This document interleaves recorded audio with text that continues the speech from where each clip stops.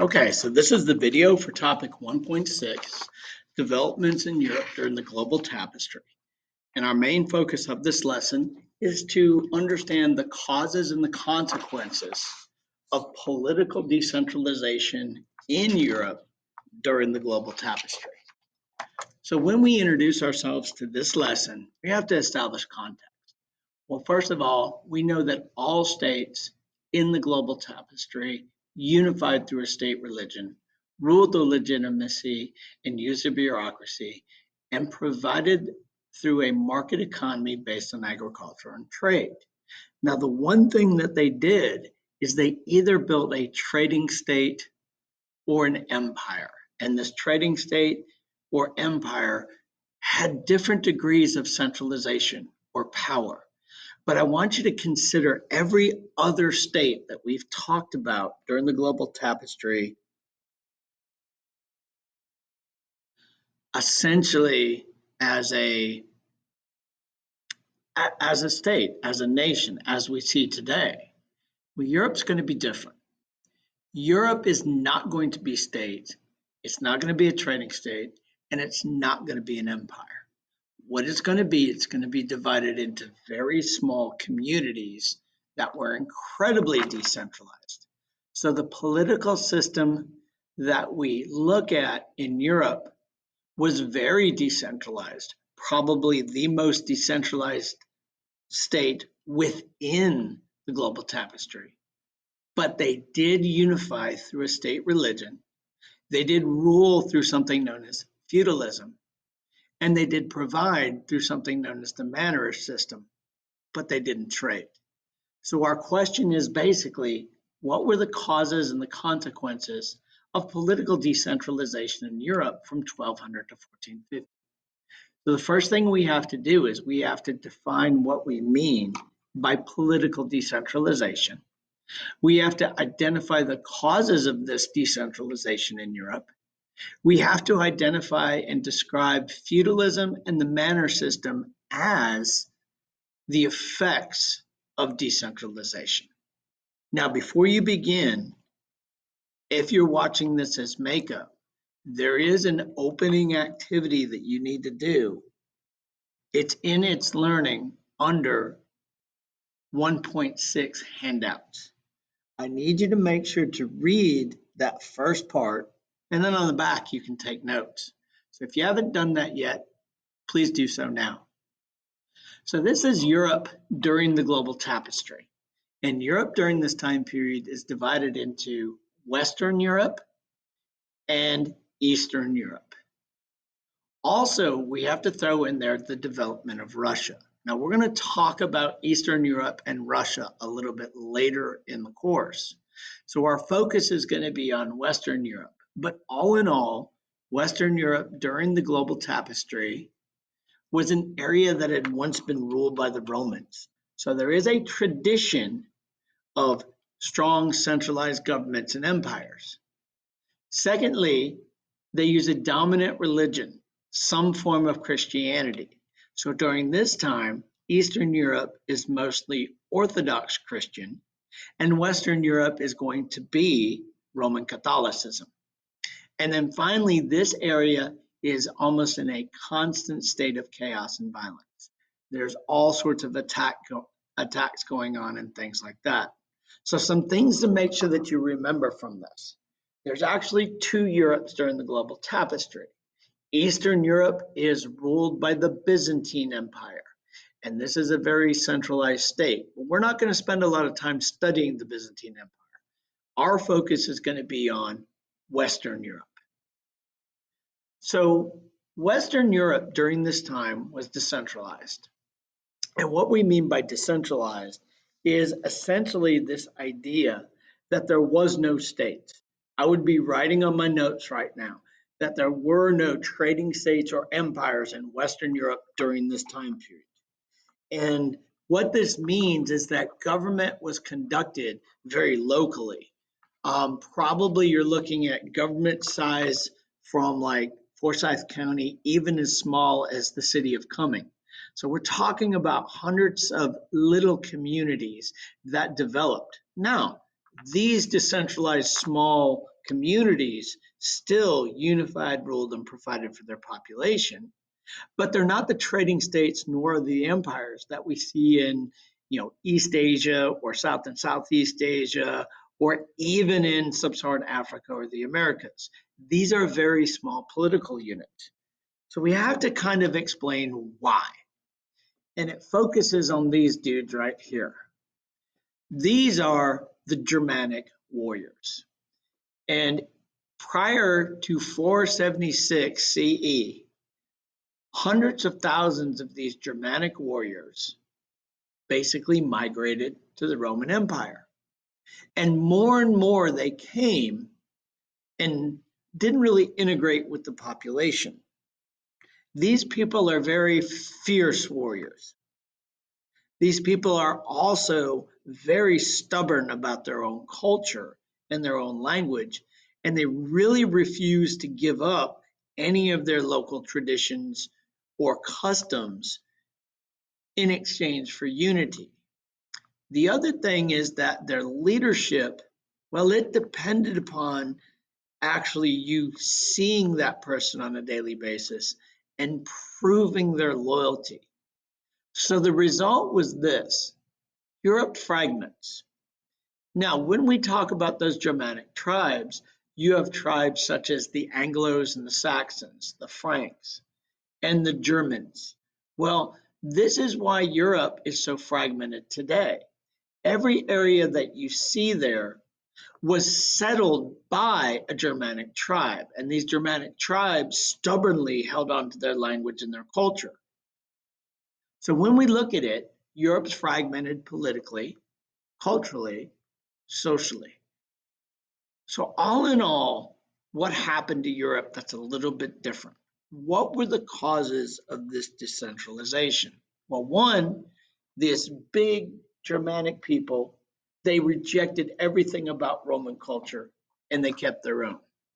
In every other state that we've talked about during the tapestry, all the people that were forming the new state, such as the Song dynasty, such as the Delhi Sultanate, such as the Seljuk Empire, such as Mali, Ghana, and Songhai, and such as the Aztecs and the Incas, all continued past traditions of culture and government.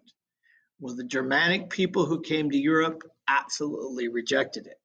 Secondly, not only did they reject Roman culture, they stubbornly maintained their own language and culture. There's not going to be a lot of trade or interaction other than warfare between these Germanic tribes. So the Franks are attacking the Germans, are attacking the Burgundies, are attacking the Anglos. So you have a lot of chaos going on. And then finally, the last thing that limited the causes of decentralization in Western Europe is that Germanic people were only loyal to people who they saw every day, and they proved their bravery on a regular basis. Now, I want you to think of something. We have a president of the United States, but how many of you have even seen him on a daily basis in the media? I mean, I venture to guess that nobody listening to this has never even met the president face to face. So in Germanic culture, the legitimacy of the government was based on brave acts, and the people had to witness them for themselves. Well, what were the consequences of this? Well, overall, the main consequence was essentially all of these little states and kingdoms essentially developing. And we don't have trading states or empires in Europe, but we will see them a little bit later. So the first thing that kind of results from this is the Catholic Church becomes the dominant power in Western Europe. The first thing that they did after the fall of Rome is they sought to convert the barbarian leaders. And even though the barbarian leaders stubbornly tried to keep their own religions, they eventually converted to Catholicism. Now, the Catholic Church's power over the people is they controlled people's access to heaven. It's known as the power of the keys. In Catholicism, an individual has to go through 5 or 6 steps in order to get to heaven. And all of these steps, called sacraments, are ceremonies that humans have to receive and partake in order to get to heaven. So essentially, the Catholic Church was powerful because they controlled the keys. And if somebody basically went against them, they could deny the person access to heaven. Secondly, we have to have a political system. And that political system was known as feudalism. Feudalism is a very local political system in which land is exchanged for food, service, and loyalty.